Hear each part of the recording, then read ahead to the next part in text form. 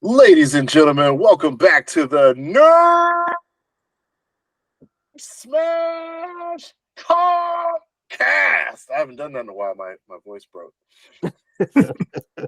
I am one of your hosts, LT Thornton, and I'm joined, as always, by my ever faithful co-hosts / super producers, Mr. Steven Woods and Mr. Boyd Atkins the Four. Guys, Been a minute. Back. Yeah, man. Yeah. We're doing this live on the YouTube thing now. Yeah. So welcome to I believe I was instructed to call it a very special episode. A very special episode of the Nerd Smash Talkcast. Oh. Very special. It took something big for us to be like, you know what? I'll get my coat.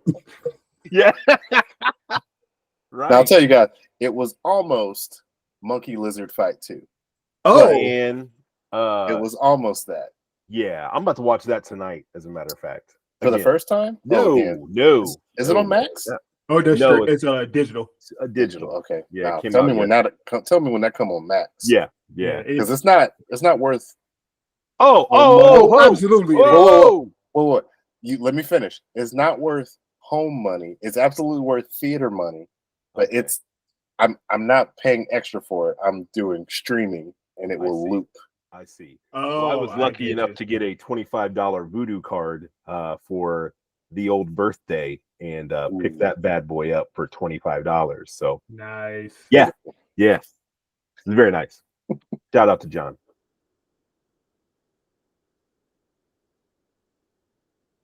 Anyway, the reason why we are here, if you guys couldn't already tell, and based on the timing, Not Monkey Lizard, not Monkey Lizard 2.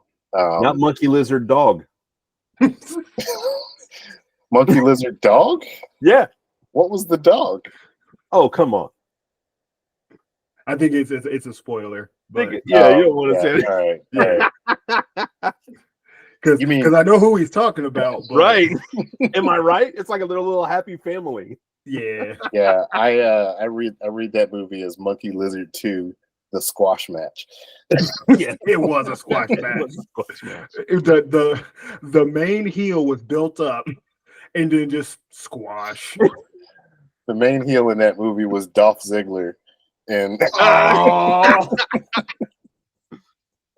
Oh man, you put the You're belt like, on this him and guy you take has it a out gripe. 60 days later. oh, he didn't get the belt. He's challenging. So Yes. you're doing that thing. You're doing that thing where you're promoting Dolph Ziggler for a 3-match program, but he doesn't actually win anything. He's just trying to make the champion look stronger. Oh, that 2009 Dolph. Oh, exactly. Can I ask y'all something? Yo, Yeah. I know it's off topic of what we wanted to talk today, but I haven't talked to y'all in a minute, and I really feel like We're here. We're doing it. spoilers or whatever, Mhm. Godzilla is a jerk. oh yeah, Oh, 100%. Always just- has been. big cat jerk.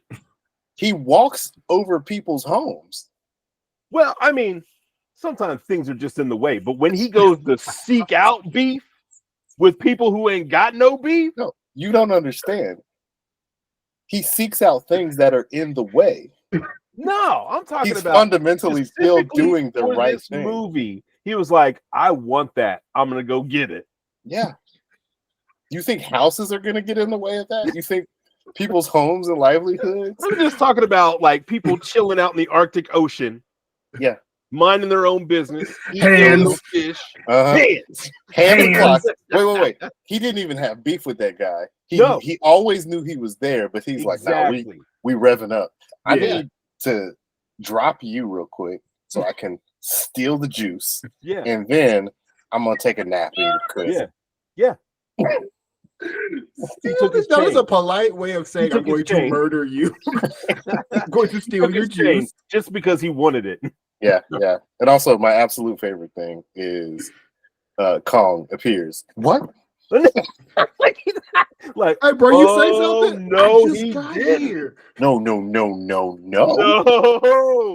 I thought somebody said something. Did not tell him. Vertical suplex.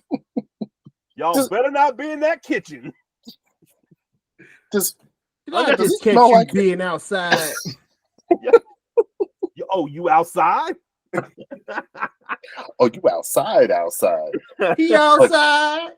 There's so much else I want to say, but it would be so. We're already so far in the spoilers territory for that movie. I'm gonna keep it. I'm gonna keep it back, but also the other that shows up. I mean, there's so much I can say. I'm gonna leave it alone. We're not here to talk about Monkey Lizard Fight 2. God. I love Monkey Lizard Fight 2, though. I said it's so stupid, it's awesome. That was my review. Man, I'm gonna just say, I took both my kids. Yeah. They laughed through the whole thing. I did too. And it was a blast. We were like, that was so much fun. Oh yeah. Absolutely. Like, and if you don't get it, I can't even tell you. I can't. And they're literally like, look, homeboy got a grill. Like, you know what I mean? Like, that was only for us. That was only for the people that are like, nah, Rotten Tomatoes. This is a 92% fresh. Why was it an element of their beef? Oh, like it had to be. Oh, you gonna come in here stunting? You gonna come in here stunting? Wait, you think you fly? Oh, he came in here thinking he too good for rotten teeth. Get your man. Somebody get your man. Somebody got dental care. Whose man's is this? You got dental insurance. Look at you. Right. I wish I could just go up to the human world and go get me some dental work done. Right, with your porcelain veneers. Mm-hmm. Yeah. And your battle axe. Yeah. What you need this battle axe? You ain't seen this whip though. Mm-hmm. It's I'm cold blooded with it. But I got some thoughts on that, but look, again, this is not about Monkey Lizard Fight 2. I know we've dedicated 10 minutes more to this than we already have. Let's go ahead and talk about the reason that we are here, which is actually indeed X-Men 97. That's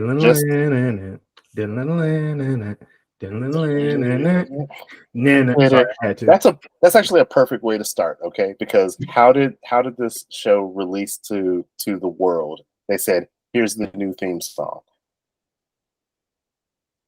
And it was the theme song with updated visuals. Yeah. Mm-hmm. Yeah.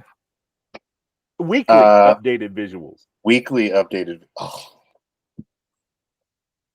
We'll get to that. I got emotional for a second. Legitimately. Updated visuals week by week. The sound of the song was a little more synthy, which I was like, it feels a little more artificial. Also, they de-emphasized the bell. I will criticize the intro for having less emphasis on the bell, because if you know the theme song is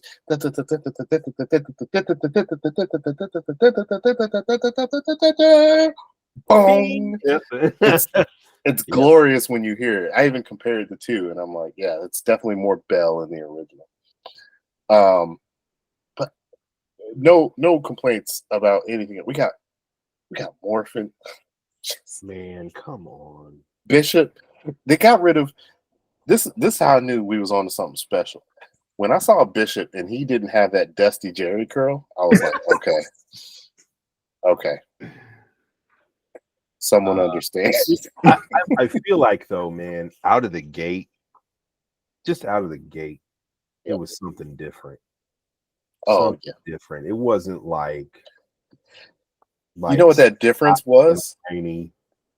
You know what that difference was? That difference was, hey, I love and respect and want to hear about all of these characters. Yeah.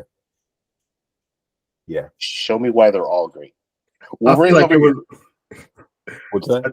I felt like it's more like, remember when we used to make good cartoons? Mm. Why don't we do that again? That was cool, right? Oh, and they beat you over the head with that at in the last episode, but we'll get to that. Yeah. Get to that. We're going on the journey today. Mm-hmm.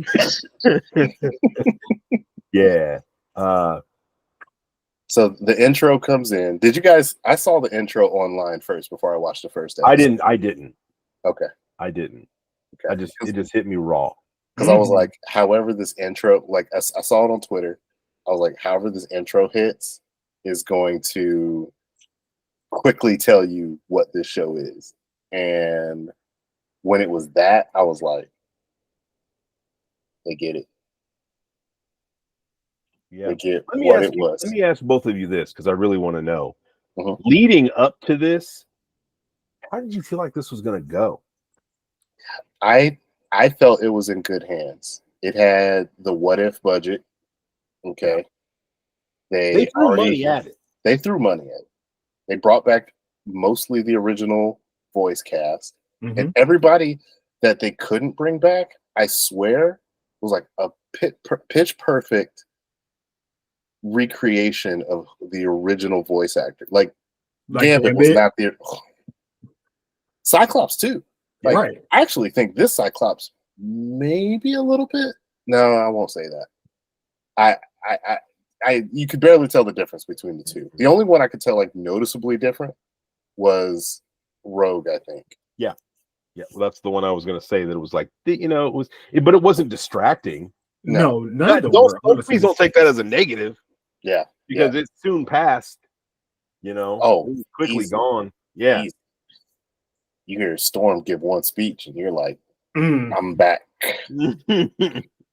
Winds change. I'm like, yes. Also, I have to say, whoever the guy that put this show together, I don't want to go too much into the whole like scandal with like him being fired and all that stuff. Yeah. But that could get, yeah, right. That could age like milk on any take that we have. So you can look up the story. I mean, nothing officially has been confirmed, so it's pure speculation about what happened. So we're not going to speculate because that this could go down a weird path. But this dude and everybody else that like worked on and created this show, they love them. The original X-Men show. They love them Children of the Atom. They love them Marvel versus Capcom, X-Men versus Street Fighter, Marvel superheroes. Okay. They love any 90s Marvel 90s Marvel animation. The good ones and the bad ones. Yeah. Especially one. I saw the shoulder pads and I was like, you really are referencing that terrible, terrible show. You dove on that one. Let's just say 90s Iron Man was not if you've ever had to try to suffer to watch that show. I'm sorry. But beyond in a really classy way. We'll get everything was classy. There's a whole lot of we'll get to it. Yeah. So, any other thoughts about the intro before we move into episode 1? Boyd, what did you think about pre-watching it? Like, just going into it. Like, did you think it was going to be what it ended as? So, when it comes to Marvel animation, I've been on and off for like the last 30 years with it, through the good, the bad, and the why are y'all making so much anime? And oh boy, that phase. That I owned that phase, LT. Oh. I have Iron Man Rise of the Technovore. Was that in the dying days of Suncoast? Yeah. So honestly, I went in like, this is either going to be really, really, really good or so bad it makes the last season look like great. Yeah. And I've already told you about my gripes with the last season, but I probably have to go back and rewatch it. Pretty consistent gripes. Yeah.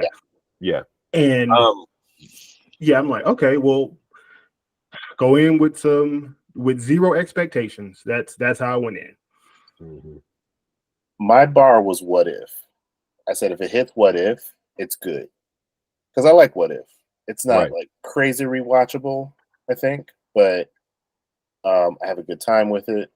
The last season that dropped like every day up to Christmas and stuff, it was pretty decent. It was pretty fine. But I was like, if it hits that, like, we're Gucci, and I get to hear that theme song again, hopefully, and I was good with it. I think they took an approach with this show that they didn't take with any of their other Marvel shows, which is Feige recognized they had to get this right. Yeah. And I think a big criticism of Marvel lately, and especially like with their quality and output and everything, is like they haven't put in, especially for the shows and maybe some of the movies, they haven't put the level of time and quality into it because they were trying to hit these deadlines. And this had a writing room. This had, creative input from so many different time.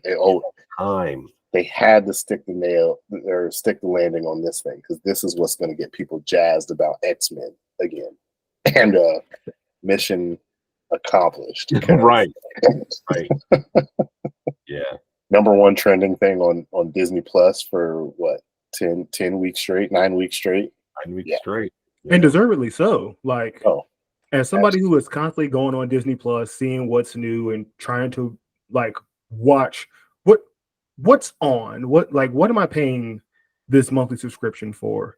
Yeah. And anything that's not like new Star Wars or me going back and rewatching Spectacular Spider-Man, that's like, give me a reason to keep this. Like, honestly, and 97 is probably the best reason for that monthly subscription right now. Yeah. And I even got to the point where I'm trying to get non-fans, like people who didn't grow up watching the show. Hey. I'm in the middle of a rewatch with the original show. So, and I'm gonna, like, again, we'll get into like the rest of the episode, but I'm gonna go ahead and state this up front. I think it's better than the original. 100%. The narrative is focused. Hands down better than the original. It doesn't. They aren't holding back. Not holding back. Oh, definitely not holding back. Oh, well, we got to see Wolverine cut something. We got to see Wolverine cut. Here's what surprised me. Episode 1, right? It was like, oh, you're taking them seriously, and they are very, very, very strong. Like, their powers are not what it was in the first series. They're not diluted because you're trying to still pimp it to children. They're going full comic book because they understand that mature viewers also watch this. And you can give kids a little bit more, I don't know, respect when making animation for them. No, it's like, oh, you're not right. I mean, it wasn't like that before. It just wasn't like that. I'll push back on that point a little bit, actually, because I'm in the middle of rewatching the original right now. There's some heavy stuff happening in this show that we was watching in '92. Okay? Oh no, absolutely. I mean, 100. There is an episode where there's like that future alternate universe version of Storm and Wolverine are like married, and they're in that bar. Oh, the Days of Future Past episode? It wasn't Days of Future Past. It was one of the other ones, but they were sitting there and they're like, we don't want your kind in this bar. And Storm is like, because she's from an alternate future. She's like, oh, they're still doing skin-based discrimination. And I was like, 92? Fox Kids 92? This is what we do. I don't know, man. Morph died in the first episode, and I still ain't gotten over that. All the love, man. Okay. Morph died, and Beast was like pretty wrongfully incarcerated. Yeah. And they tackled that in the new series, and I'm just like, rightfully so, sir. But I've never watch the show and go, no, I agree 100% with Beast. Oh my gosh. So yeah, you are. The first episode is called To Me, My X-Men. Even that. one of the first, or no, I'm sorry, that's the last line of literally issue 1 of X-Men ever. Like, Xavier is mentally commanding, and he's telling the X-Men to come home after their battle with Magneto, and it's, to me, my X-Men. I mean, you understand. And Cyclops delivers the line in the episode, and just the reverence paid to Cyclops. Like, That's what I'm saying. Like My man's finally got some respect put on his name. put it on his name. everybody got that. Yeah. Here's what I love about current Marvel is it lets their Boy Scouts be Boy Scouts. As they should be. As they should be. It gives you the reason to understand why they are so revered as written characters, as well as like you going to read it. It's what they did in Earth's Mightiest Heroes with Cap. Yeah. You know, we understand who these people are. So we're going to portray them how they are. We're not just going to dilute it because some producer wanted Scott Summers to have a cool mohawk or something like that. Right. No. Right. He is Scott Summers. Here's why he does the things he does. Yeah. And here's why he is also why it's understood why he did them, and why it's like, nah, you should kind of chill out a little bit, Cyclops. Yeah. It's like your other characters work better because this guy is here. Mm-hmm. Like, or this person, this supposed paragon.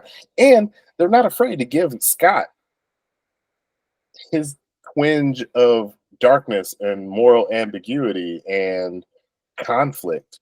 Right. Like He's a dealing with person. He's dealing with some heavy stuff in this show. And rightfully so. He has sort of a mental breakdown. And honestly, when I start thinking about his history, especially in regards to his family, I'm like, you should be on all the medications right now because Oh yeah. But no, you got to go out there and fight people. you got to fight people for that hate your guts. Yeah. Look, they hate your guts, whether they're human or mutant. You get Right, You don't even walk away. You don't walk Right. away. You gotta fight people that hate your guts to save people that hate your guts more. Also, you married. Also, you about to have a baby. Also, you run a school. Also, you're like a teacher at that school. Yeah, don't get me started with the time displacement stuff too, or the clones. But we'll get to the clones. But I'm gonna say the first episode really kind of set the scene for me on how strong we are now, what we're actually capable of doing. I mean, just that first episode with the Sentinels and him jumping out and like landing, and I mean Rogue with the RKO. You know what I mean? It's just like, Boy, tell me you popped and said RKO. where when she are did we it. right now? Listen, I was so loud watching these episodes that Martino just like, what are you watching? I'm like, you gotta see it. It has to be seen to be believed. I would say probably episode 5 and on. Tita was kind of like, watching me watch it. Like, are you okay? Yeah. You all right? Yeah. What's going on? And the answer is no. No, I'm not okay. And I won't be until next week. To when I won't be okay again. This is literally the thing that I had in my head. I think I described a version of this, but I've had some time to like crystallize the thought. Imagine if you took the children that we were sitting in front of the TV Saturday morning, okay, and our show ends, okay, and then suddenly us and the television show are transported 20 years into the future, and now the show has Game of Thrones level depth and plot and characterization.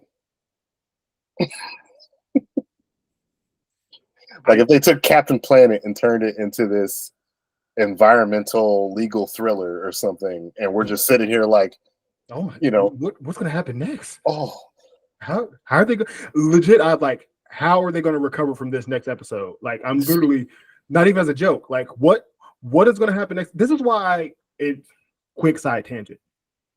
I hate binge culture with like every like bone in my body. Yeah. Because I feel like you don't get to absorb what you're really watching. Like I binged Game of Thrones and I feel like I still would need to go back and rewatch it because I know I missed out on so many minor details. With this, It's an event. yeah, Yeah. getting it weekly, Mhm. digesting it, and then talking to people, they're like, no, I had to rewatch this episode so many times because between the Easter eggs, the references, and Yeah. the callbacks, Yeah. there's something here for everybody. But I don't feel like you get that if you just binge a show Oh yeah. straight out. It's so telling when a show. I have the same thing about like House of Dragon. When an episode drops and the culture is in on this episode, like there's the memes, there's the engagement. Times. Cloak of Crimes. Of course. Oh, it'll be back soon too, by the way. I know, man. Good old Book of Crimes. But it's insane to just kind of process that fact that it's like the entire internet is filtering down to like just having this moment. When you have shows that can provide a moment in time where people are focused on this thing. I also hate binge culture, which, you know, I feel like it unless your show is specifically designed to do that, and usually even the ones that are done very poorly. Right. But so I'll take that Netflix season of Arrested Development as Exhibit A. But when they're designed to do that, it just takes something away. And I maintain, I think this show should have come out like a Friday or Saturday morning. Mm. Or like do the 9 p.m. thing, like Game of Thrones does. Like Oh, the Saturday or appointment Sunday, television. 9 p.m. yeah. Don't I hate these 3 a.m. drops because it's either you jump on it first thing in the morning and run the risk of getting spoiled by somebody else that got up at 3 a.m. to watch it, or if you're on the if you're on the West Coast, you just have to stay up till midnight and it's just there. Mm-hmm. Or Why won't they listen to us? We say that so much. I don't know. I mean, because we don't make billions of dollars. we give them the billions, and that's why it's like, no, we're not gonna listen to you. You pay us. right. So I don't. I get what you're saying though about like not binging and feeling like that kind of impact from the moment and the culture and stuff. But yeah, to me, my X-Men, we had Cyclops doing. First of all, if anybody's ever played the Marvel vs. Capcom games, Mm-hmm. you would know I've had this phrase for Cyclops for a long time. In Marvel vs. Capcom specifically, he is the best martial artist in the game. And he shows up in this thing and he's doing eye laser jitsu, like Yes. like But let's do a gun gliding gun with his eyes. But they understand, like, that's the other thing. Like, this show even understands something about Cyclops I don't think the previous show did, where that his blasts are a concussive force. Like, they're like a punch. It's like Yeah. punch. Yeah. It's a laser punch. It's not like a heat beam. It doesn't Not cutting. explode. Yeah. Yeah. It's a punch. Yeah. Yeah. It It's a hits you. giant laser that's impactful.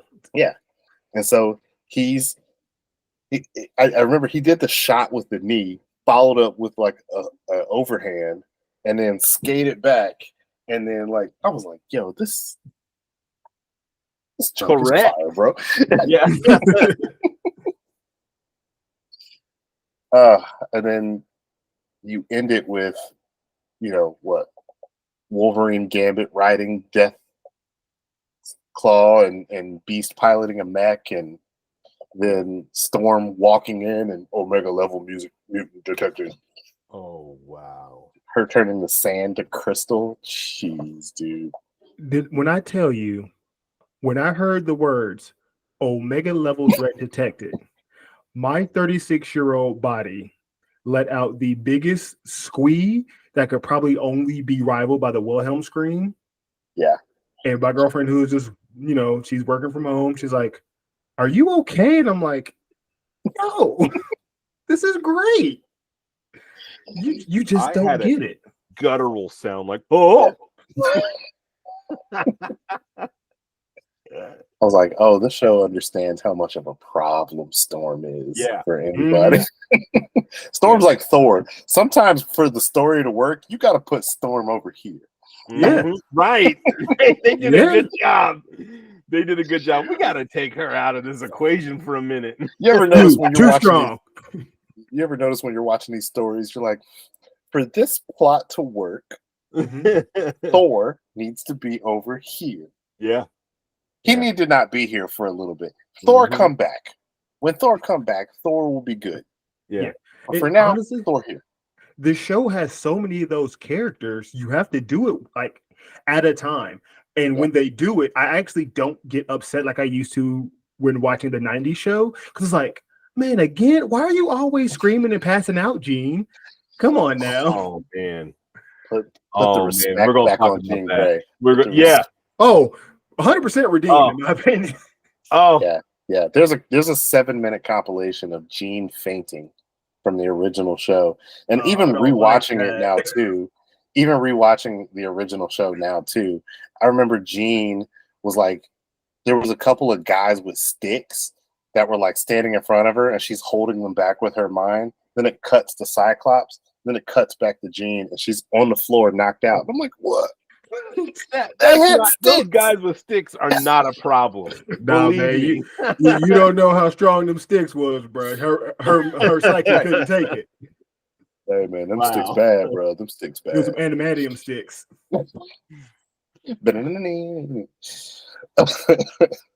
So that Um, second episode was called ooh. Mutant Liberation Begins. That was the one where Magneto was on trial.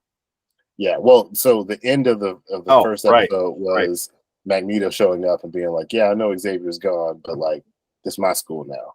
And To me, my X-Men. I'm your new daddy.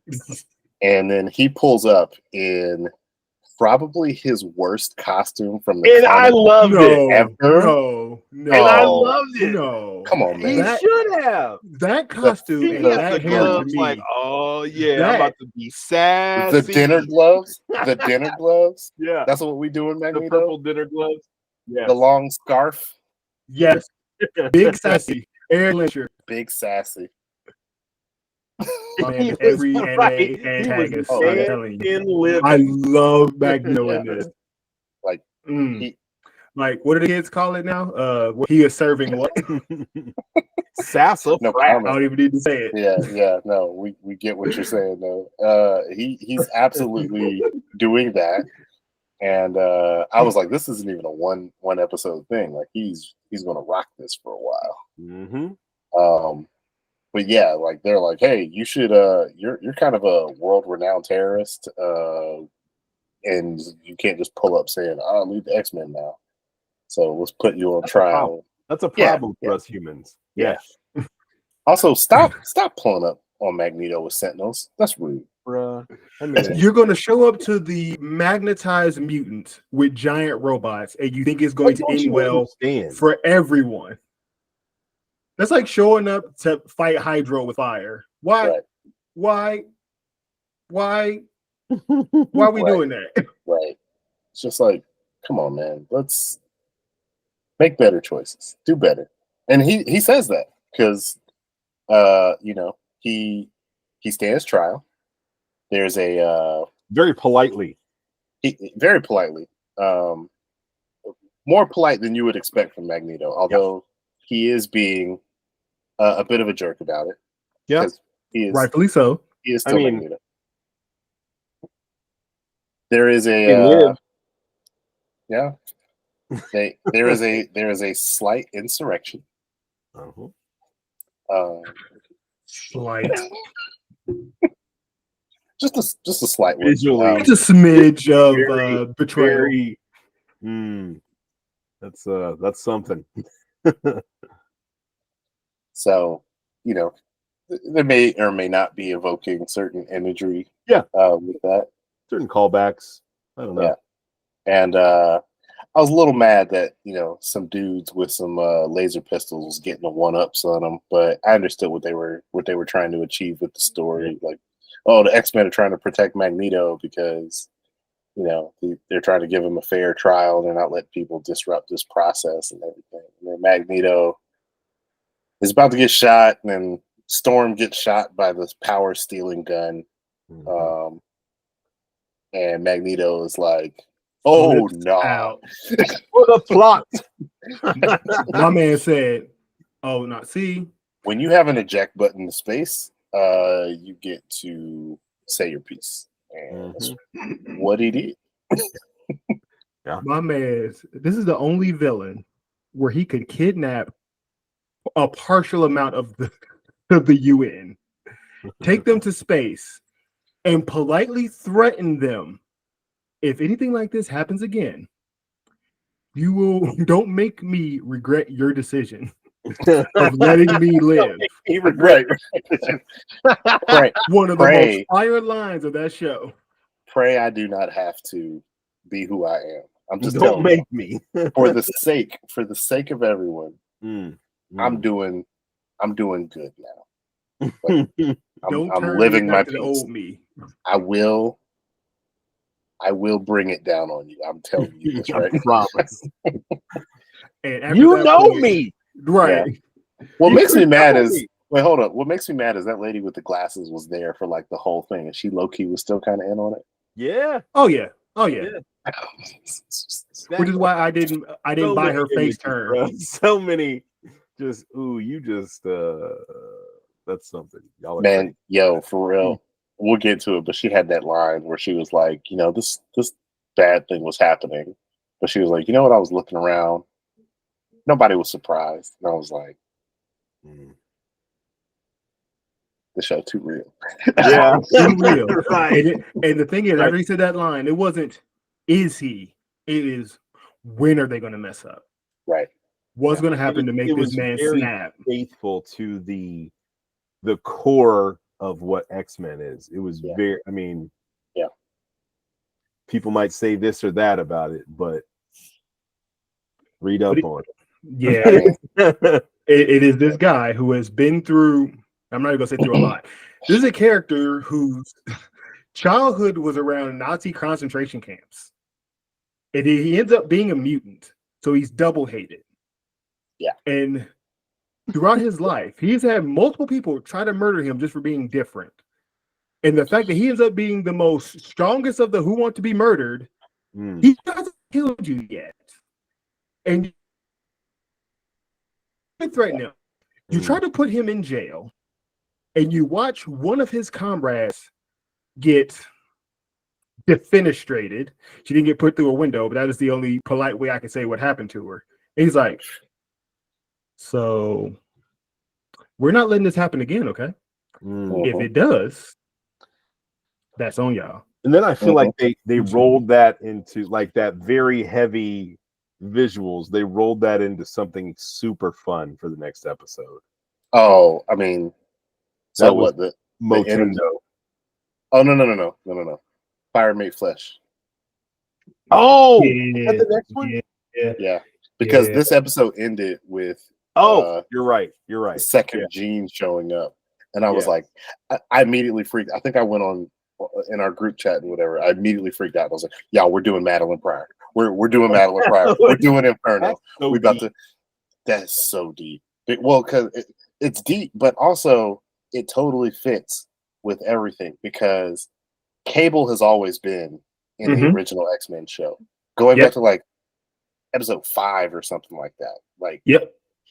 Cable been around. They just never explained what Cable's deal was.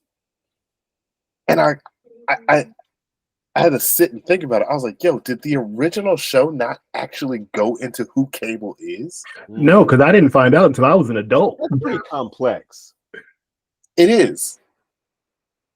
And I was like, well, yeah, because the show didn't feel confident that it would be able to tell the entire Legacy Virus, Madeline Pryor, Kick to the Future storyline to like get to Cable. And so when Madeline Pryor shows up, I was like, but it still felt good. They did it quick. it was because, okay, to be honest, the Inferno storyline sucked. It was not great.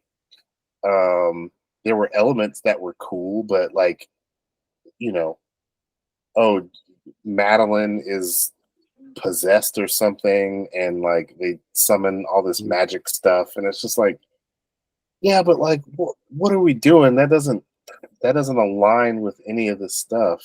And I loved how in this episode they were like, no, Jean's psychic manifestations that are spurred on by Sinister are kind of throwing this into this chaotic blender, and it took real Jean to come in and be like, stop. Yeah. Jean is here. Yeah. The real Jean. The real It was Gene. also somewhat disgusting. Oh, Yeah. are you talking about the imagery? Just the visuals. Yeah. Oh yeah. Very cool. Uh-huh. Very I was really thinking about Boyd. I was like, oh, he loves this. Oh man. Like, I don't like know how you know me, but yes. Yeah. Meanwhile, I'm just like picking out like the exact comic references. I was like, oh, they got Rogue and Magneto in their Savage Land outfit from that one Jim Lee cover of X-Men. I was like, woo! Oof. Let's go. I love the deep cuts. There was no other way to get that to ever happen.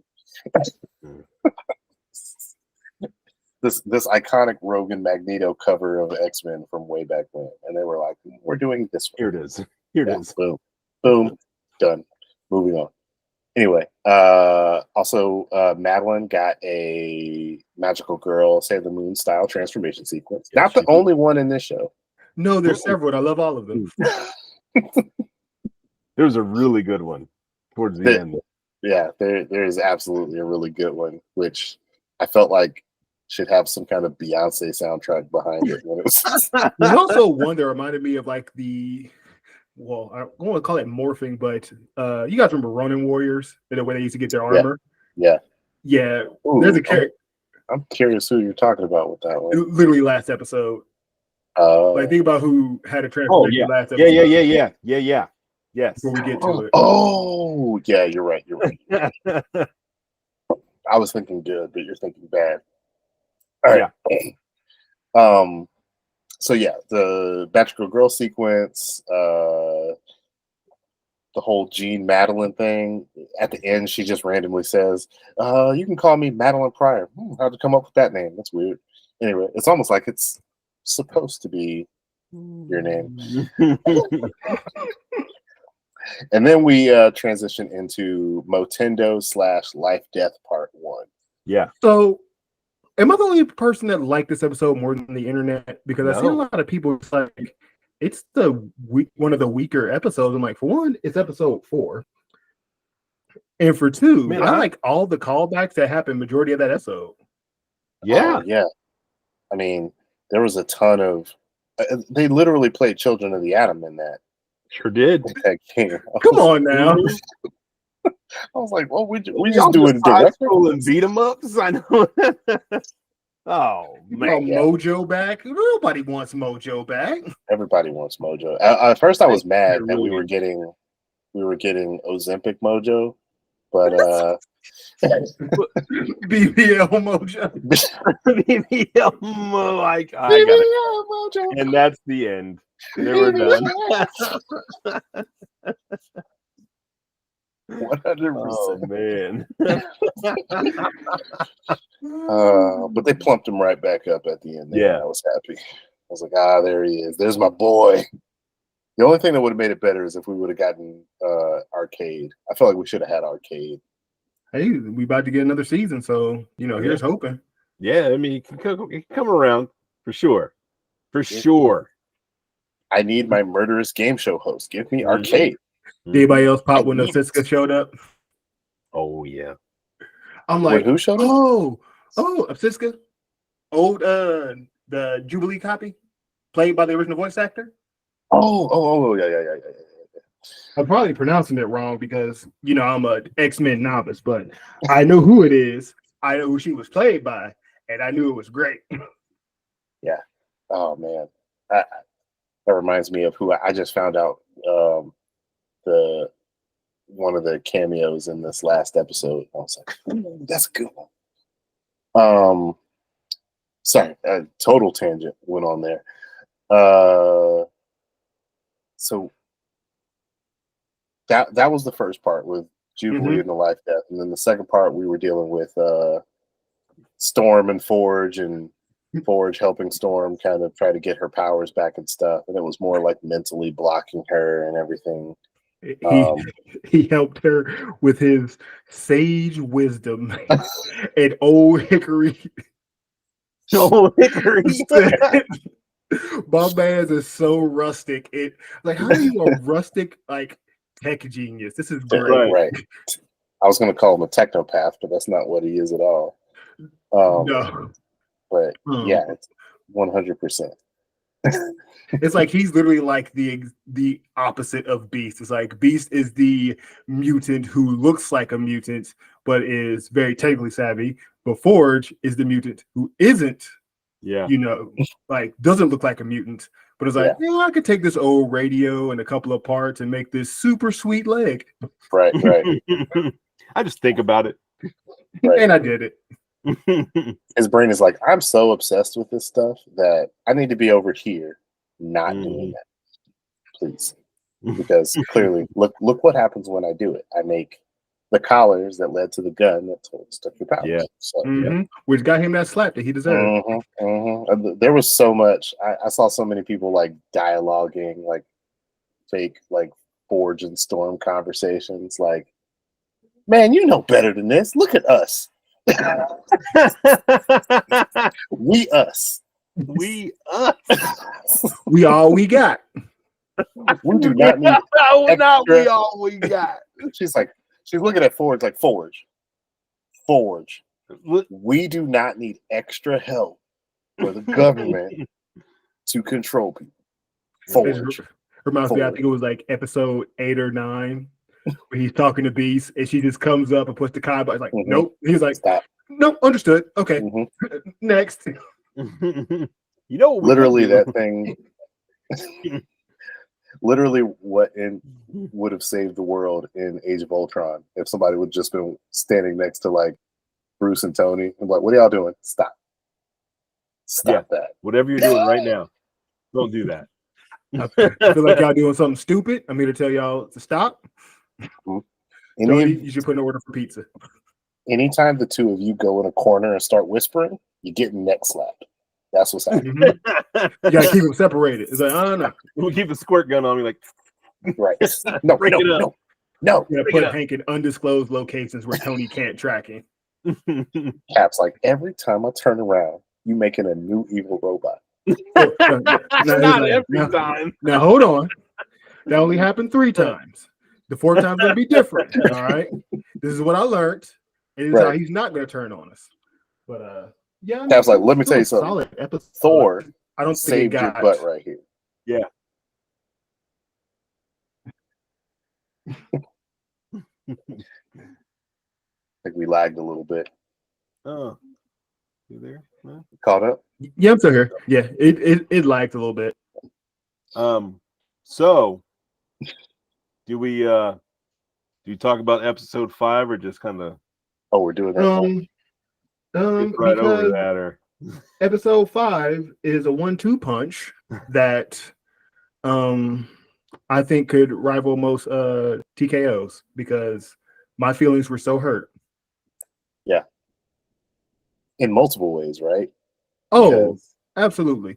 This is a very, and I'm always trying to not mansplain these things, but it's like this hits so many deep yet surface layer emotions that when you go back and think of them, it's like, how does this not upset me? Like, I don't like dramas that do this because I never think they do them well.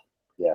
But the emotional beats from beginning to end in this episode, especially around fan favorites, callbacks, there is literally a scene in here where I went, "Oh, I'm so sorry." Yeah. Because I'm just going to say it. When Go for it. We're doing your homie from the Morlocks is Beast with Magneto, and he tells him, "Don't worry, little one. You don't need to be afraid ever again." And I went, "Why did you say that? Why did you say that?" And then he, right before it, what seemingly looks like gets obliterated, he just looks up at Magneto and he goes, "Yeah, I know that. I'm sorry." Yeah. And so that's one emotional beat. Manipulating. Part the one. other, one of the other, right? One of the other ones is Gambit in his soliloquy for his woman that's not his woman, possibly going back to her man that's not her man, and then her trying to play the duality of both of it, having feelings for Magnus, but having feelings for Gambit, but knowing that the position that they're asking her to be in is going to doge up some of those old feelings. But it's like, but yeah, you got a man over here. It's like, he love you no matter what. But it's like, yeah, but I can't touch him. He's like, look, that's my man. I don't need to touch you. I just need you. Right. She's like, nah, that ain't enough for me. And I'm like, nah, I get it, but come on, man. And my man's hero's journey at the end of that episode. Oh, underlook thing, but I don't want to skip over it. Cyclops' little mini breakdown in the news interview. That was this episode. Yep. Oh, where I thought my man was about to go. He almost turned into revolutionary Cyclops. I was getting ready to say I was waiting for that to happen this entire season, and the fact that it didn't, I'm like, oh, y'all holding back. Yeah. Because my man was ready. The fact that they even flashed that Cyclops, let me know. Oh, we got some stuff on the horizon. Yeah. Ooh, man, that Cyclops is not a game. Do you guys remember how I felt about Gambit? And I cannot wait to talk to you about this. Do you remember? Were you the one that had the hate boner for Gambit? Oh yeah, 100%. I felt like he was everything bad about the 90s. I felt like it was like trench coat, fingerless gloves. Yeah, fingerless gloves, a ponytail. Like they were trying real hard. Not even a ponytail, a rat. Man, whatever I thought, this redeemed it because there is no way I think that now. Like, it's wild to have that flip, and I never thought. It's amazing what good writing can do. You took the words right out of my mouth.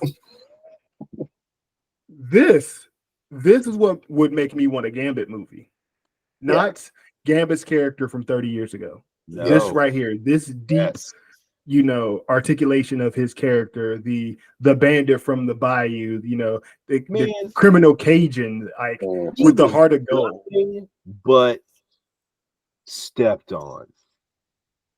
Yeah, and he kept going. He's like, that's not how thugs move, bro. Right. Real G's moving silent. Hey, look, and then you got Kurt, who just shows up, calling him out. It's like, come on, bruh. I speak Gambit. Yeah, that ain't what he said. He said it, but that ain't what he meant. I need to interject here for a moment. Nightcrawler is my favorite X-Men. Always has been my favorite X-Men. and I think it was in 2 episodes of the original show ever. Was it only two? Was it only Well, two? there was the Monastery episode with his introduction. Mhm. And I think he was like a cameo in a bunch of other episodes, but he didn't really No. have. It wasn't a cameo because he had another episode where he found out that him and Ro were basically brother Yeah. sister. Mhm. So there was a follow-up episode. Yeah, because that was that monastery episode was when Wolverine, found the Lord. And Yeah. I was like, this Became a is murder heavy. monk. This is heavy for For a Saturday morning with some right. Right. It was, oh, Wolverine dealing with some stuff right now. But just to see, like, that Nightcrawler was interesting, but he wasn't really kind of the jovial kind of elf, right? Like this Nightcrawler has the perfect balance, and I've never seen this represented anywhere outside of the comics. This Nightcrawler has the perfect balance of jovial, joyful, bright energy, but also being like deeply introspective to the point where he's giving the eulogy for Gambit's funeral in the next episode. They nailed Nightcrawler so hard, and I appreciate that so much because Yeah. I feel like it's the perfect evolution from his character in high school from X-Men Evolution Mhm. to where you can see where he was as a child Ah. and how if he would have joined the monastery, probably like his early 20s, like this is where he would have led to. the X-Men Evolution one was just a little too goofy. I get what you're saying. Yeah. And it was a very accurate Nightcrawler as well. Although it didn't have how deeply rooted he is in his faith in Gotcha. that version. Mhm. Which that's always been a part of Nightcrawler. Like Nightcrawler, if he has nothing else, he has a His smile on robe. his face, and he's His got hand on his rosary. exactly. Like Nightcrawler is devout. So it is, oh man, it is so beautiful. And then obviously the next episode's intro. We got him in the X-Men intro, y'all. Yeah. I can't Mhm. even. Yeah. And that's the thing, right? With the Every BAMF. time something happened in the show, that next episode's intro was popping. And doesn't he Oh. bamf in with his sword and then like comes back out without him? Yes. Because he's a swashbuckling. Like he's We haven't even he's a talked. swashbuckler. He's got the swords. He's borderline a pirate. He's a blue furry elf priest pirate. Yeah. What? It shouldn't make sense, but it does. He's perfect. When you describe it like that, I see 100% why you like it. So He's that perfect. next episode, Life Death Part 2. Wait, let's take a. Sorry, I'm sorry. I don't want to just move past it super fast. Moment of silence for Gambit, because he went out like a real G. Yep. And then Cable came in, like the time traveler he is, got Mhm. upset and disappeared again. Yeah, and I love Which that part only hurts more on the last episode.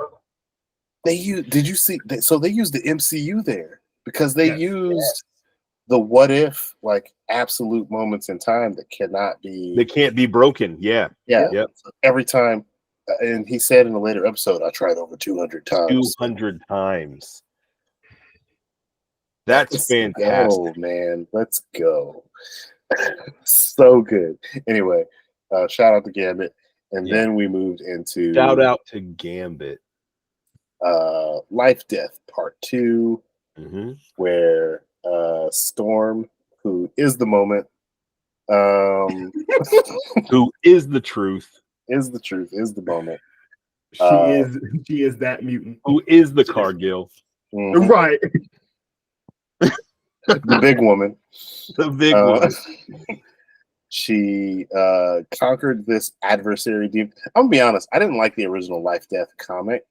It was one of those like super artsy. I didn't really dig like the art for it, and it's it took a long time to get to this point of like, okay, well, Storm gets her powers back. So I was a little bummed when I heard that they were doing Life Death and they were breaking it up over 2 episodes. I was like, I feel like we could just. I mean, I get why they did it in 2 episodes. They needed to space it out over the season. Otherwise, you'd be like, we solved all of Storm's issues in 1 episode. And she solved the entire show. Yeah. In half of an episode. Yeah. And also, if you do the whole thing before Remember It, feels weird. If you do the whole thing right after Remember It, feels weird. Mm-hmm. So, yeah, do first part. She's in her moment. Has a second part. She's liberated. She comes out. She does the little Beyonce pose in the sky, and she carries on. It's dope. And then we get the most X-Men episode to this day, in my opinion. Like, this just took me back to the 90s. Like, oh yeah, I forgot all about these characters and this whole side plot. Yeah. You get Sinister, Bolivar Trask. Of course, you're gonna pop me with Cat and General Ross. I was like, back to back, bro. 90s Cat, like the Cat that showed up in Spider-Man animated series and X-Men when he had that team up episode with Wolverine. The black shadow on his, I was like, this is Pirate Boots Cat. This is Captain freaking America, the one I grew up with and loving. And again, I'm like, you're just giving it to me at this point. And also, Rogue, who I will be referring to from here forth as an absolute unit.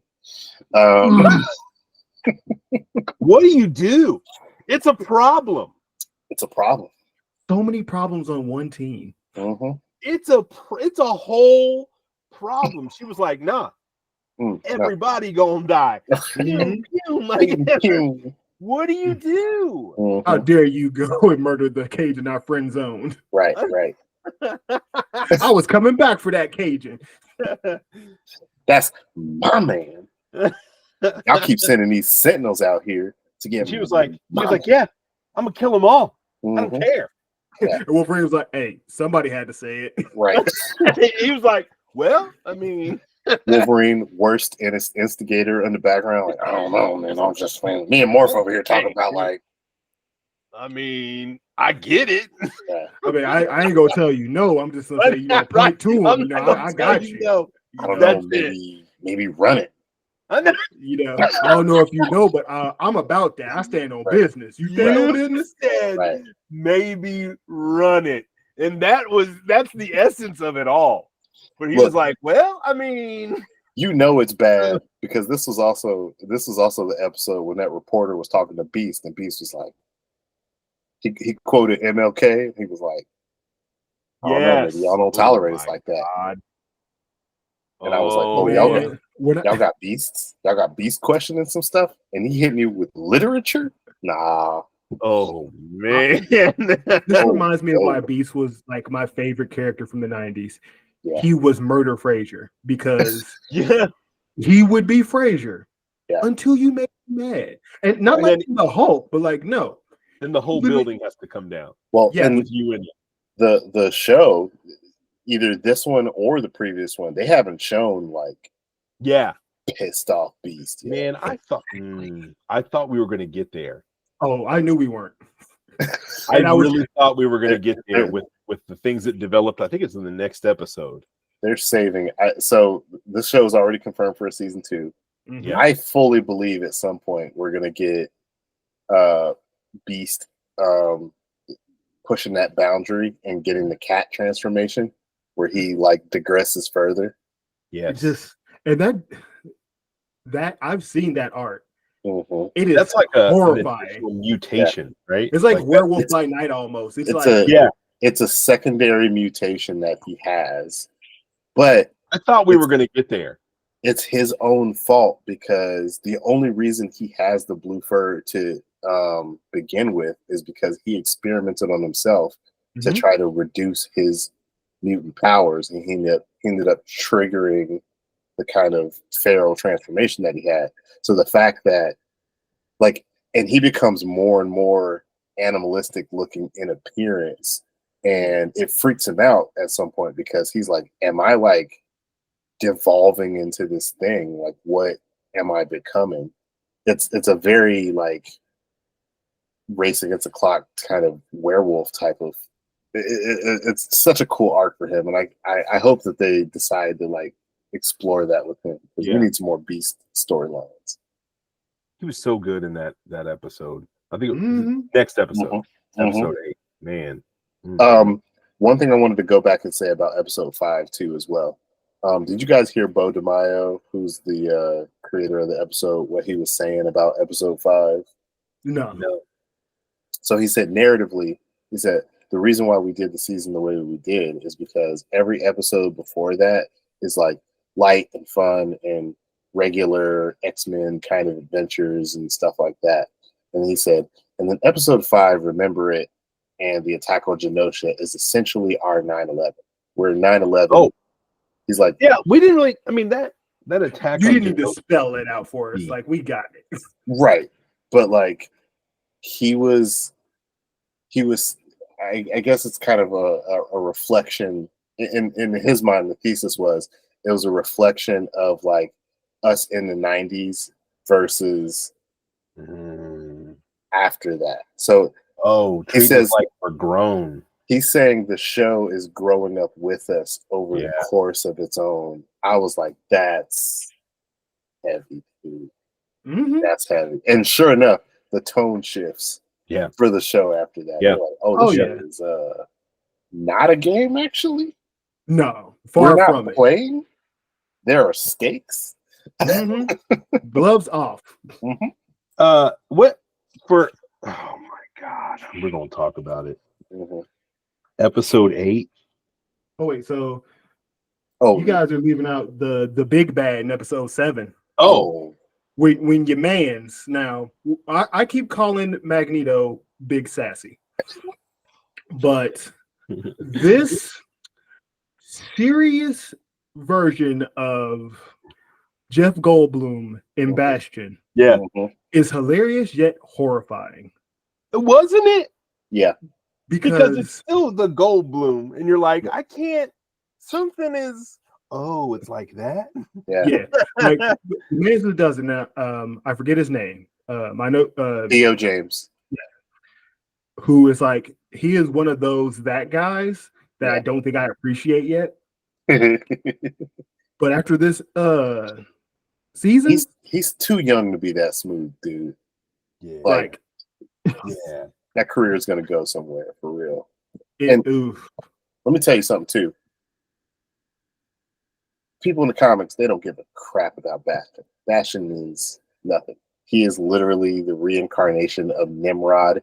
His origin in the comics is so stupid because Nimrod stepped through a magic portal and he became bonded to a human, and then Bastion became the magic machine fusion version of. Show just did Bastion better. It just did, and that'll lead me into how I felt about the last episode too. We'll get there as well. Quick because- question: is Bastion a Jack Kirby? No, Okay, no. it feels like a latter Jack Kirby, where it's just like, yeah, here's some stuff. No. He had a lot of well thought out stuff, but it was also just like, yeah, here you go. Yeah, I'll look it up, but I'm pretty sure Bastion is like, because he's in that Operation Zero Tolerance storyline that is like firmly rooted in the 90s. I think it was either. He's a Scott Liddell. Never mind. Well, there's your Yeah. answer. There you go. Scott Liddell, the Grant Morrison of X-Men. That's, Not counting Grant Morrison's X-Men. I also want to say for episode 7 with Bright Eyes, another episode that put the respect on Jean's name. Yeah. Because she caught a building. Yeah. And Mhm. previous Jean would not have done it. Did not pass out. Kept it pushing. Mhm. Was There's another engaged thing with with the fight. in episode 10 too. Oh. She was like, just put me down. I'm good. Right. I got this. Yeah.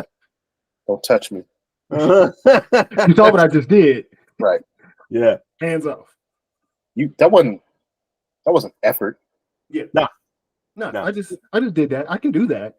Yeah. You want to see it again? Pretty easy. I don't think you do. As easily as Cyclops can go pew, I can go that. Just understand. Oh, we're gonna talk about that too, because I got some questions about that. Okay. So we are now in episode 8, Tolerance's Extinction, part 1. AKA you about to go through it. That is when. Is this the episode where they activate the? No, this is when they were searching for Bastion. Yeah. This is where I think we get the Bastion backstory. Mm-hmm. Which the way you described it was awful, but the way they did it in the episode made it sound like, oh God. This show took so many bad 90s storylines and made them better, tolerable, and condensed. Like, I can't tell you how much I don't like Inferno. And I liked that episode with Inferno. Or with the Fire Made Flesh episode where Madeline made everybody freak out with psychic demons. It's jeez,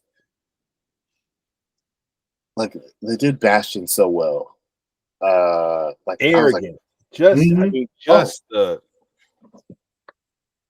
that kid was bred in hate, and I don't know if I know the show classifies him as a mutant. He's more of a mutate. He's a mutant like Spider-Man and Daredevil are mutants. Yeah, like, did he have it from birth? Yes. Was it something that was natural and of his own accord? No, it was debatable. I mean, Something was there. Something was there, but it wasn't. He was made. Yeah, in my opinion, I feel like Nimrod is advanced enough to have rewritten parts of his DNA. And then again, in the comics, they're like, he's definitely not considered that because Nimrod stepped through that portal, became a human person.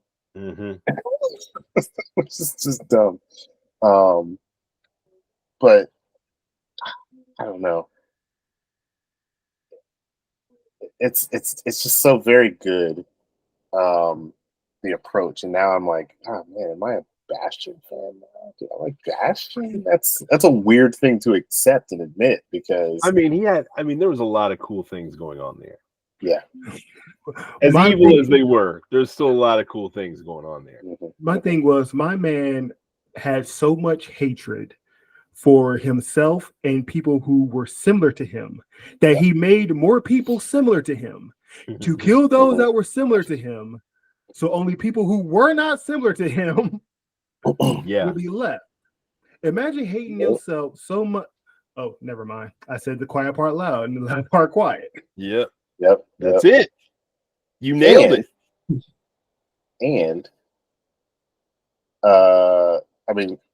he had Magneto captured, so Magneto was still alive from the Genosha attack, and he just let this lady around him, and the lady was like, she said the classic line, Magneto was right. Yeah. She let Magneto go, and Magneto turned it off. Yeah. Wait a second.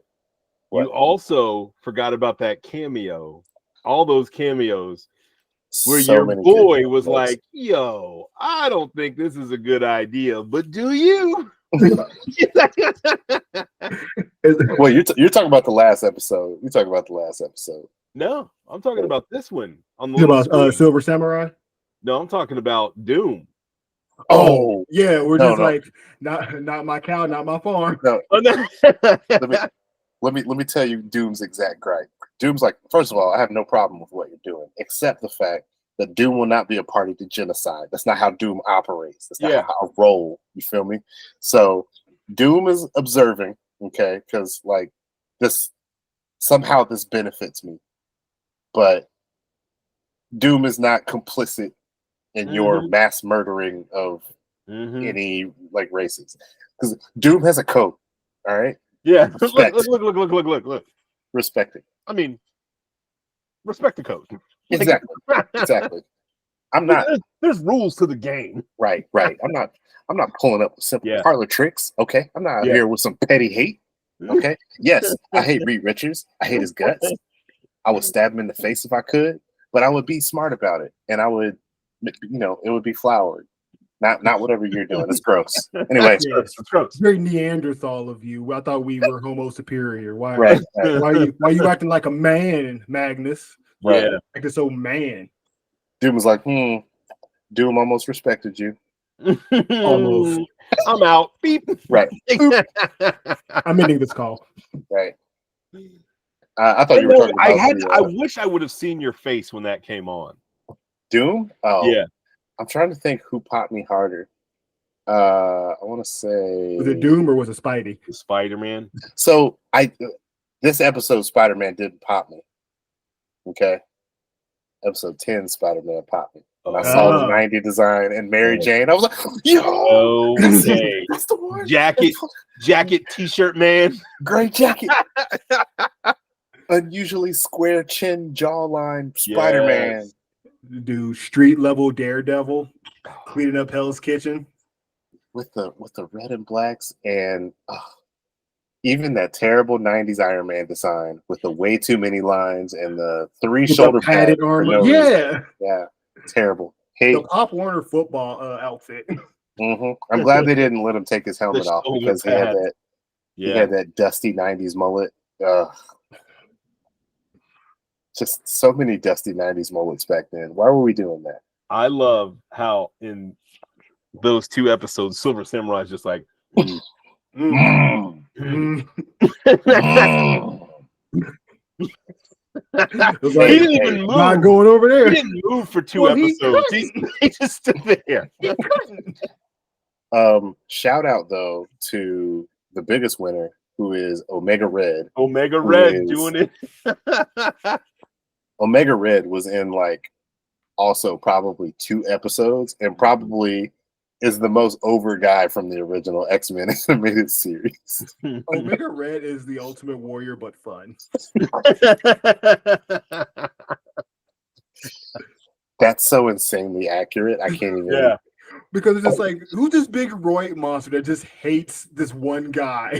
Right. This guy Oh, in particular. Oh, his special wrist coils only counteract Wolverine's like adamantium Yeah. and healing factor.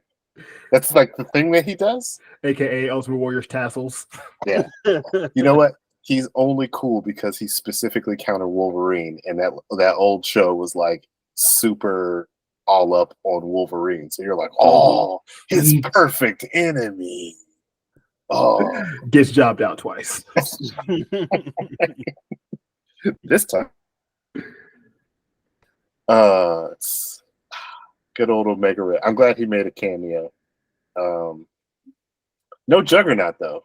I mean, not aside from a morph No. transformation, we didn't get actual Juggernaut. Yeah, they I was kept him surprised by wrapped that. up. Yeah. Also, Yeah. can we shout out Morph for saving this show's budget Yes. just by being 50 characters by himself? I am When you're confused right, by you're how right. I'm confused by Morph's powers. Because can Morph just do anything? So I believe he's got, I always equated to Shang Tsung powers. Like, Yeah. I will be you. I can't stay you, but I will be you. Which means I can use your powers. They won't be as strong as you, Yeah. but I can do it. So yeah, I can be Gene for like 5 minutes, but I ain't Omega level Gene. So I I can guess- be Jubilee for like 2 seconds. What's the difference between Morph and Mystique? I'd have to figure out what their limitations are. Because like, I think Mystique can be it. Yeah. Like Like, she she's I don't just- think she she's has just to be change that. back. Yeah. I Yeah. think Morph can't help but And I think revert that she back. can make things up too. Because wasn't he originally Right? he wasn't an actual character. He was like, he was invented for the show. yeah, and then he was their eventually- Harley Quinn. Yeah. He absolutely the Harley Quinn. Yeah, because I think But, they wanted Changeling in the show, but Mhm. I guess they couldn't use him for whatever 90s reason. So they're just like, okay, well, just make him morph. We're gonna drop him out in like the first episode anyway. So let me see. Just getting back on track. We were on Tolerance's Extinction 1. Also, Scott, Gene, and Cable jumped a portion of Canyon. That was dope. And that episode ended with Magneto saying enough, and Magneto was right, and Yeah. turn everything off. Spider-Man Omega level threat. Yeah. Now let's get to episode 9, which I knew. I was like, boy, we're kind of leading up to something, man. Because Wait, we left off Family Road Trip. Oh no, you just said it. You said yeah. They did the family road trip. They jumped out the plane into the Porsche and then they jumped in there. So Magneto turned everything off.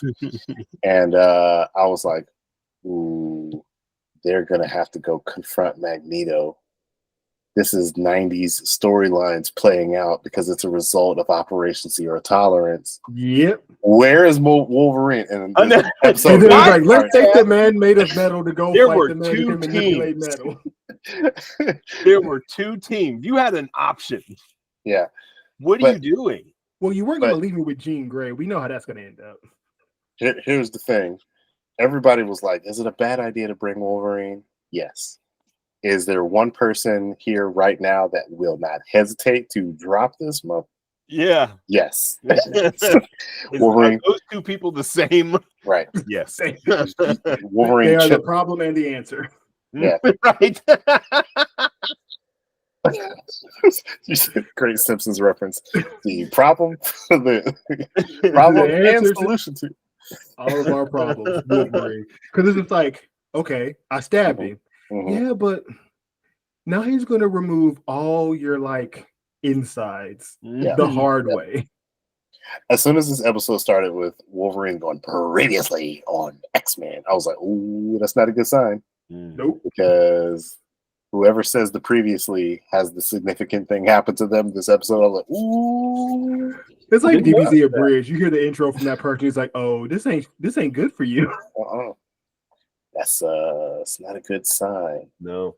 So we have blue team and gold team. First of all, they did the what is that? The late 80s costumes from the Krakoa arc. So and for no apparent reason at all. Oh no. They did it for a reason because this was their end game.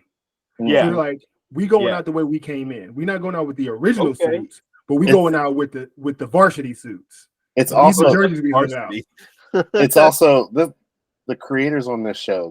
They're some sick individuals because how you gonna have these people dressed up like exactly?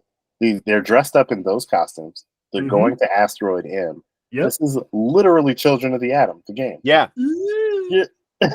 Like I do not like full bald cap Cyclops, like the full cap Cyclops costume. I like the little hair that comes out, and I like the belt buckle that comes.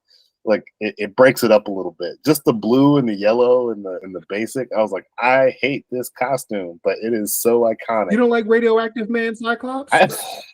Up and Children of Atom. The goggles, they do nothing.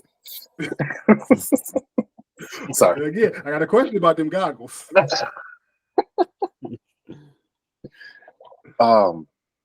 Yeah, they sent the Beasts over to go handle Bastion, which was because they knew he'd be talking too much, and then about that talk. Man, they wasn't worried about Bastion. They were talking about that Sinister. What you doing? When you say he talks too much, were you talking about Bastion or Beast? Beast. Like if he would have sent him to Magneto, it would have just been a conversation. They knew must interject. Right. They must interject my objections. Like Beast, I need you to I need you to murder him off. Yeah. Right. He's the kind of dude, it'll be the end of the world. He'll challenge Magneto to a game of chess. Mm-hmm. Oh yeah. Oh, we also didn't say Xavier come back and be like, "Hey, I'm back." And I was like, okay. We also didn't talk about how Scott wanted to punch the crap out of Xavier when he's like, "Dude, not the what? Oh, why? I didn't." Okay, we need to rewind. I don't remember what episode this was. It might have been Life Death Part 2. Yeah. When Xavier was reintroduced. Okay. So he was in space with the Shi'ar. Okay. Yep. Yeah. and the Shi'ar Imperial Guard is like fighting with Deathbird And stuff. amazing. Yep. So there was a character that was there There sure was. that I heard nobody talk about. Just a guy in red and black, yellow shoes, named Vulcan. Yeah. That is Scott's brother. Mhm. So if you know anything about Vulcan, do you guys know anything about Vulcan? No, I didn't know Vulcan existed. I only knew about Havoc. Yeah. Okay. Professor Xavier sucks, dude. He sucks. And the fact that they showed Vulcan, I was like, oh, you suck in this universe too. Because here, this is what Xavier did. All right. This is the great guy that Xavier is. So the X-Men got stuck on a living island called Krakoa. Okay. This is the original team. They got stuck on an island called Krakoa. And they were trapped, and Xavier was mentally communicating with them. So when they got stuck, he was like, oh, I need to go save my X-Men. I'm going to recruit this team of other X-Men or of other mutants to go save the original X-Men. He's like, oh yeah, I'll bring in Scott's long lost brother, who he just reunited with, Gabriel, and he'll be on the team to go save them. So he's like, okay, guys, go do that. So they go to Krakoa, and they are promptly all swiftly murdered. Oh, so they Doom Patrol them. They killed them dead, all of them. And Xavier goes, wow, that didn't work. That escalated quickly. Let me go recruit this third team of X-Men that'll have Storm and Colossus and Nightcrawler and Warpath and all these other, like, let me get this team. This team will save the first team. So they do. And then Cyclops goes, hey, Professor X, where's my brother? And Professor X says, what brother? No, now he sent his brother to death and then wiped his memory about you. Like, no, you only got one brother. But his brother survived and somehow ended in deep space on the Imperial death squad of the Shi'ar Empire. Well, and he's that's also going to be a plot point later. he's also insanely powerful. I can't wait for Cyclops to just right hook Xavier because you know it's coming. That episode where he came back, I was like, dude, what? You wanted me to be normal, but you kept doing the opposite of what you wanted for me. Yeah. You can't just leave and go have a life. No, there's people here that need guidance. Yeah. You're supposed to be that guidance. You're like, well, they can find their way. What? Yeah. Who are you? Gosh, I could tell you guys Xavier skeletons all day. Like, you know, the Danger Room? Mm-hmm. So they found out later that the Danger Room is a sentient AI that Xavier enslaved in the mansion to train his X-Men.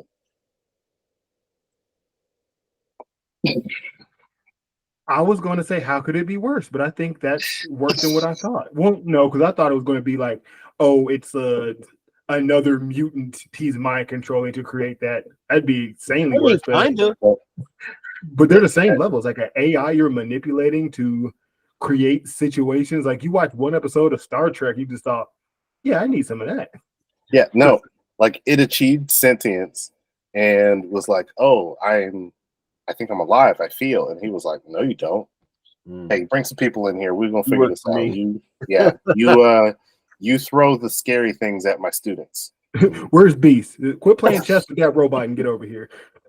No, Xavier did it on his own. He's like, let me pick up this code detective right quick. Let me see. We also failed to mention where Rogue was like, I'm out. Which time? Because she pieced out. Yeah. No less than 3 times in the season. I mean, she was like, you know what? She didn't have to throw Cap's deal like that, though. That was she did. To be fair, she didn't, but I laughed because it was petty. I know it's. I mean, look, I'm gonna laugh too because I'm not like so moral high ground or like, oh, Cap is my guy. You can't disrespect him. I will say though, I don't like how Cap is. I don't like when Cap is written to be like a cop. Like he's literally, he would never stand for like the stuff that the X-Men are going through. And like, yeah, would he be like, oh, you know, we have to get the proper approvals and stuff? Yeah, he probably would. But like when you frame it like that, you frame it as he is an antithetical to being a solution to the problem when he's one of the more vocal champions. That's why Avengers versus X-Men also doesn't make sense, because it's based on Cap and Scott having this big disagreement when it's like those two people could not be more similar. Yeah. It's like so that's I won't go into another Cap rant, but it's right. Whenever they treat him that way, it just bothers me sometimes. But other than that, I think the transformation you're talking about happens in episode 10. It was almost like a Power Ranger. Yeah. Dude, when he ripped off. So wait, did we talk? Are we ready to talk about 3? We're talking about part 3. Yeah. Okay. Yeah. So when he rips off Cable, first I gotta go back to 2, because what Cable going full Marvel versus Capcom? No, I'm thinking X-Men versus Street Fighter. I think. Yeah. And just like that's it. I'm like, oh no, we got stakes. Wolverine gets his adamantium ripped out of him. Oh, we got stakes. And I'm just watching. I'm like, is this when Cyclops is going to snap? Who from the face team is going to snap? Ooh. So episode 3 happens. And this is my question about Scott and his powers, because I know that I know he holds back immensely. Mm-hmm. I thought he was going to take off his glasses and just end Bastion. Almost. What? There's some damage there. His face was pieces. Yeah. Why didn't he? Because he could have. But do you think he still just got that tinge of like, no, this for the greater good? I have to. It was less the greater good and more seeing the same cycle of, you know, we are trying to beat down, like, we hate him, he hates us. We are continuing this cycle of hate. Right. And they kind of said that, like, let's just could stop. be extending this thing. Yeah. Right. Like, if we are truly about this Xavier path, we aren't trying to be fighting all the time. Like, this dude never had a chance. He was from birth taught to hate us. So like, and himself. Right. But you know, what would we be if we're literally stepping on this dude trying to end his life right now? Like, that's where it kind of stopped. They were like, wait a second. Let's chill out for a second. We're supposed to back a minute. Yeah. We even like Storm was like, you don't have to do this. He's like, did you just try to appeal to my humanity? Like, did you really just try to have a rapport with me? Right. Let me show you what happens when people try to be nice to me. Because I killed those people. And then humans got to be humans. Exactly. Again, where Cap is the premier Boy Scout, like the tacticianable and tactician, like always does what's right and stuff. Scott is a little bit more flawed, where he's equally the tactician that Cap is and stuff, but like he will sacrifice the mission if his girl's in danger. Stop that. They need more time.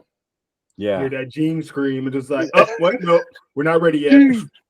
Jean, no. Also, I do love how he knows about Logan. Just like, hey, I know you can hear me. Right.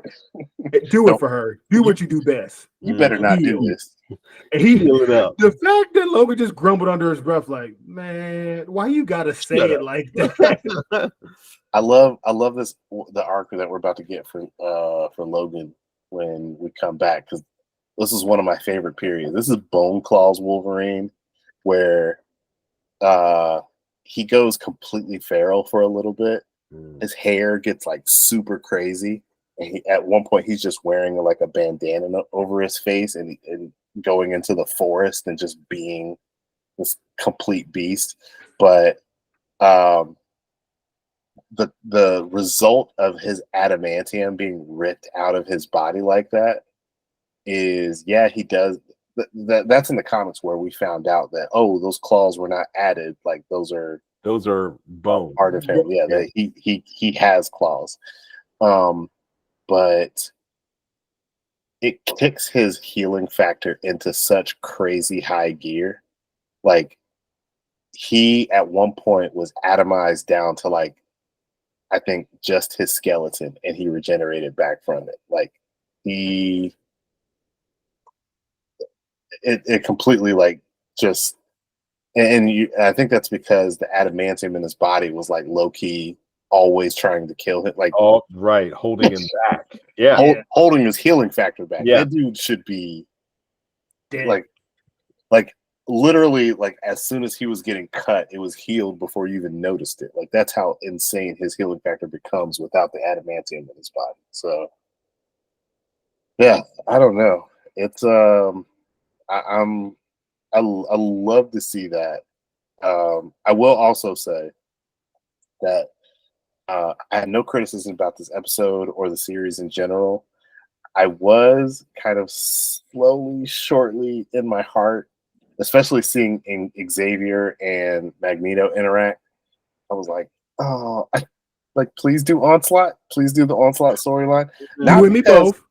Not because Onslaught storyline is good. It is demonstrably bad. You know a storyline has to be bad if Marvel is not constantly going back to it and referencing it every single chance they can. Like they never talk about the Onslaught saga because it was cheeks. It was big cheeks. So I was like, oh man, if this show could actually make Onslaught good. And they had the elements of it too, because the whole reason Onslaught existed was because Xavier, when Wolverine had the adamantium taken out of his body, Xavier is the one that snaps, and he wipes Magneto's mind completely clean. Mm-hmm. Which we saw in this episode. I was like, ooh, he doesn't remember who he is. We doing it. And that psychic exchange basically takes Magneto's evil nature and Xavier's immense psionic abilities and couples them into this physical manifestation of both of their fears and hatreds and everything, and makes Onslaught. So it's like, man, I was like, wow, can we do this better? But they wrapped it up, and I was like, okay, well, I guess we're not doing Onslaught. We're going back to Apocalypse, which is fine. I mean, I'm not mad at that. I think they did it really well. Yeah, I'm not mad at it at all. I mean, it makes total sense. Scarlet Witch being off-world. Yeah. That popped when I saw him. I was like, hey, I know those kids. And his third child, Polaris. Yeah. The Bart Simpson of his kids. Legitimately. And like the troublemaker.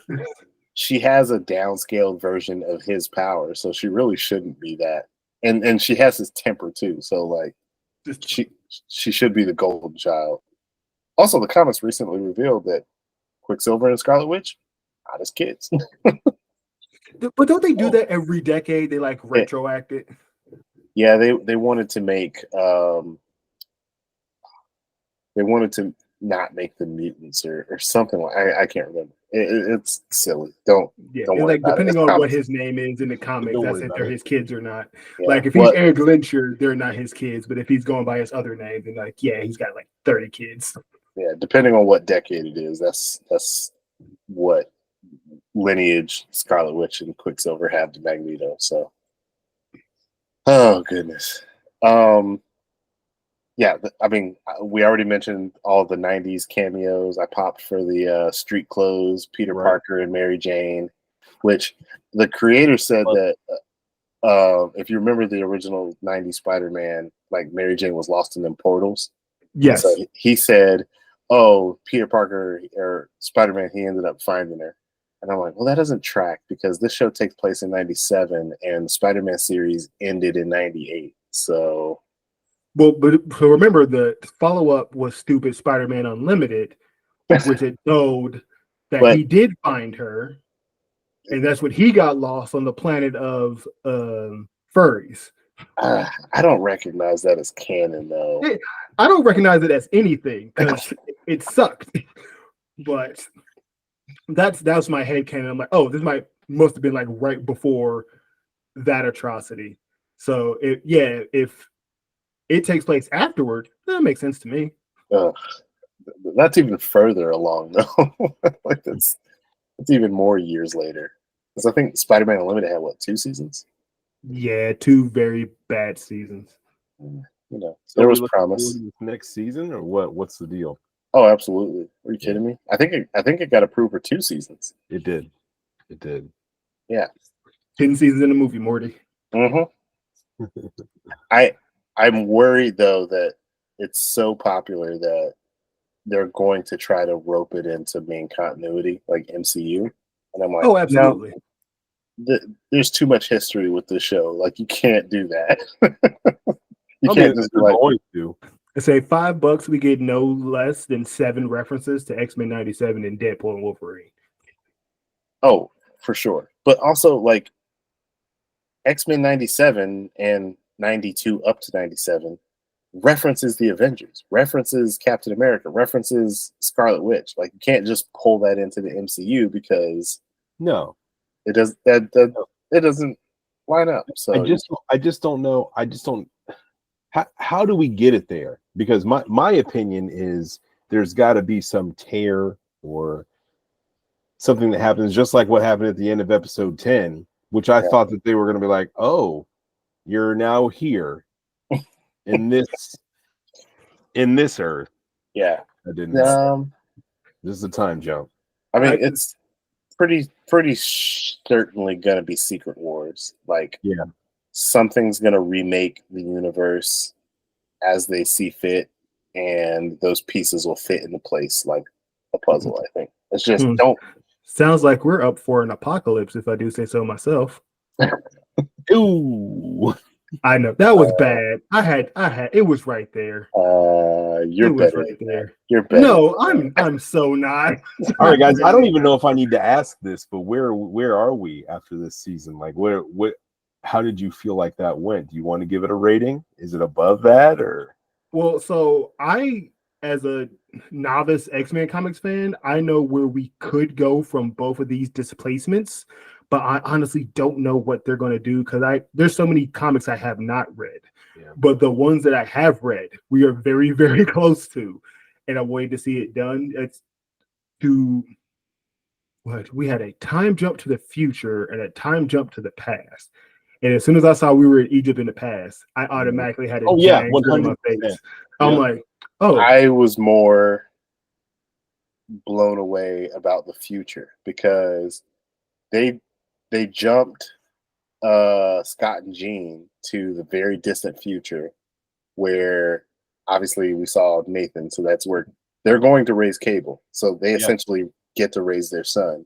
But more importantly, they were with Mother Ascani and Clan Ascani, which leads to the daughter they're going to have, Rachel, which I was telling you about, Boyd, in the group chat. Like, we're getting Rachel Summers. Matter of fact, we saw her cameo in Bastion's vision of the future where he saw all the mutants enslaved, because Rachel is also an inheritor of the Phoenix. So keep that in mind. And she has these black marks on her face that like kind of cover like this. And that's a part of her Ascani heritage, something like that. So we're getting another Summer's Child. I fully believe this. And, we'll see how they make their way back to present day. But does anybody have thoughts about the very final stinger post-credit? Yes, I can't wait until season 2 because Egypt. Anytime I think of Egypt in the X-Men universe, if it's Egypt outside of X-Men, I think Moon Knight. If it's Egypt with the X-Men, I think of 3 words: In Saba Nur. In Saba Nur. Soon as I saw, I'm like, oh, I know where this is going. And it's firmly established in the comics that Apocalypse comes back and he makes Gambit his Horseman of Death. Yes. And I'm like, are we getting... I hate to go, are we getting the Age of Apocalypse? But it's like, No, yes, we are. Done well. Yeah. And I Yeah. love how I'm watching it. And I go, oh, and I drop the biggest F bomb while watching this at like 3:00 in the morning. And then Beast immediately goes, oh dear. And I'm Oh like, dear. Mhm. Yeah. yes, Beast. Oh dear, indeed. Yes. So we'll go ahead and roundtable it. Steve, where is your rating of the Oh man, X-Men the episode? highest of the high. I can't go less than a video game win screen here just because of the fun that I had every week. Yeah. I mean, is there another option? I just don't feel like there is. It's hard to Yeah. say. Yeah, it's hard to disagree. Boyd, where you at? Honestly, I feel like if I don't give it a video game win screen, I'm not being honest. Yeah. This is probably, and this is for nobody but me. Mhm. This is probably my favorite superhero animated anything since Batman Under the Red Hood. Anybody that knows B knows that is not just one of my favorite Batman stories, one of my favorite Batman comics, one of my favorite Batman animated movies. It's one of my favorite movies of all time. Yeah. And this 10-hour, or not even 10-hour, this 10-episode run of a series I didn't know I needed a sequel to until they announced it has far blown my expectations and did the thing where I want more and I can't get it quick enough. Right. Yeah. So yeah, video game win screen all day, and if not, then I'm just lying to myself. They have the rumor mills have stated that Disney wants a quick turnaround on this show, and I'm like, yeah, Great. I can't imagine anything drove traffic to Disney Plus like this thing over the last however many whatevers. Mhm. So, they're like, ooh, make this. Now here's my fear / hope. I haven't decided where I want to go with it, and I mentioned this before early. I feel like, what do I always say about these cocaine executives? They take the wrong lessons Yeah. from these big wins, and so I think we're about to get a run of revived TV shows that pick up where they left off. So you think we get Spider-Man 99? I don't know if they'll do Spider-Man 98 because I don't know if they want to compete against their Spider-Man freshman year show that they're going to be having pretty I soon. keep That's still forgetting. working. That's still coming. I think it's pending because they redo it. Like it was no longer like I don't even think it's called freshman year anymore. Yeah. It's called something else. Like they retool. They did the Metroid 4 Mhm. or Metroid Prime 4, and just like nah, that's all scrap. Yeah. But it here it won't- comes. Yeah, If that show is anything but like I could say if that show fails, then I could absolutely see a Spider-Man 98 kind of revival, 98, 99 kind of revival. If it's like good, if it's decent, if it like hangs in there, like they'll stick with that. But like I could see them revisiting Avengers Earth's Mightiest Heroes. I know James Gunn has said that he would prefer to do something new, but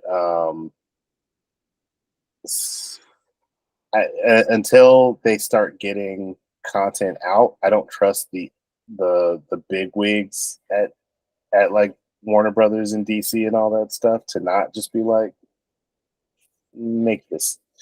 Right. So it worked one time and it worked 20 more times. Right. But I would not be surprised to see projects announced that are like, we're bringing back blah, blah, blah. And then they put like the year name on it to be like, see, it's the show that you remember or something like that. I just feel like that is coming. Because you don't have a big win like this without those guys going, huh? Mm-hmm. What happened? Wait, what? Yeah, hey, they over there making money. Yeah.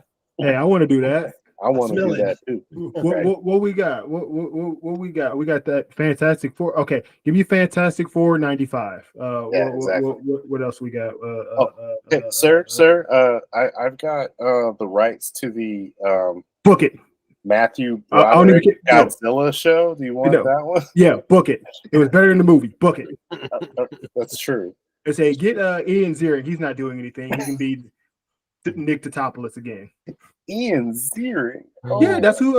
I know. Yeah. It's just you said the name like it was something that we listen and hear every day, and it's like absolutely not the You case. just brought it up. You just Ian said Ziering Ian is Ziering. my Patrick Clark. It's like you were in a lot of stuff I like, and I don't think it's because of you, but you just happen to be there. Like he's in Swamp Thing. What? The Yes. recent one? Yes, Okay. and you know what? I like him in that. Mm. I like the Sharknado movies. It's like I like what you're in, but it's not for you. Mm, You just happen to be not bad in it. mm. Hmm. Who would that be for me? Eric LaSalle? That's He's my my guess. Eric My LaSalle. bedtime. Oh, Did you rate the show, LT? I'm sorry. This is a ultimate video game windscreen. So Oh, yeah. like my favorite Ultimate. game. My favorite video game is Super Smash Brothers Ultimate, and I'm gonna go ahead and tack the Ultimate on top of there. So Love that. it's pretty beautiful. Yeah, that's been our review. So we'll just go ahead and wrap this thing up here because Steve's getting Man. sleepy time. I don't think we're gonna see anything like this again. They're gonna try to replicate, but I just don't feel like it's gonna happen. Yeah. I mean, if the creative team stays intact and they can bring Yeah. this level of like care to the writing, I mean, do this show forever, as far as I'm Yes. concerned. And if the person that was accused of the things, or not accused, but was fired for whatever reason, like if that is not a big deal and there is a path to bringing that person back to the show's creative team, Yeah. do that. Unless it's really bad, then Unless it's don't real bad. do that. Yeah, as long as it's not like a quiet on the set thing. I think it should be fine. Hey, I wasn't gonna allude to Yikes. that. We're just gonna pretend. Yowza. Hey man, they made a whole TV show about it. It ain't a secret no more. And No. I'm not saying that it is. I'm just saying I sincerely hope that it is not that because it's Dear. very hard to see the work that this man helped put out and not be like, I heart you, but I shouldn't heart you because I don't know Yeah. what you did. I don't know But what to safely happened. keep my emotional distance. Yeah, I'm gonna Yes, that's it. That's it. I'm gonna put you in this box over here, Bo DeMayo. We'll see how it shakes out, and hopefully it's not a problematic take down the road. So Yeah. anyway, guys, Yeah. that's been our show. Thank you for hanging around. If you watched this whole thing, and you may see more content on here or not, we'll figure that out. And also, if you haven't done so, please go find our podcast, Smash Talk Cast, on a lot of different services like Spotify and things like that. Should be on YouTube Music as well now. Oh, cool. Because they did their Google Podcast integration to YouTube Music. So now you should be able to find Nerd Smash on YouTube. All the Look us episodes. up there. Look us up there. Yeah, it's gonna be a good Hey, time. in closing, I want to tell everybody something. I spent a week with Boyd in I'm I'm so Philadelphia, sorry. and he said in the car ride there, and I had to think about it for an entire week, and I haven't stopped. Elden Ring is like Adventure Time, and I can't stop. So him and Dirk, I can't stop. him and Dirk were describing to me why Elden Ring is so great. And they were talking about everything from like character creation to set design and the world and all the lore building, the stuff you don't get when people just talk about how good Elden Ring is. But the description of stuff they were throwing out all just sounds like sentences you would hear in Adventure Time. It's like, oh, the story And it of the Banshee who is like poops souls, and every time he poops a new soul, he throws it at you, and he's called the Wraith of Undefending. And I'm like, why does that sound like an Adventure Time character and plot? And they both just got quiet on me and go, you know what? And I'm like, no. Yeah, bro, you got to go in the cave and go capture the Enchiridion and bring it back. Yeah. Literally. That's hilarious. Oh, man. All right, well, All right. that's the content you only That's get with it. us. That's That's Adventure Time in Elden Ring. Everybody shut The- up. Me the making Venn diagram. connections of things that don't belong. It's like, let me tell you about how But you correct. Batman the Animated Series is a lot like the Declaration of Independence. Okay. All right. And then after the conversation, you go, like, you know what, boy? Next slide. All right, guys.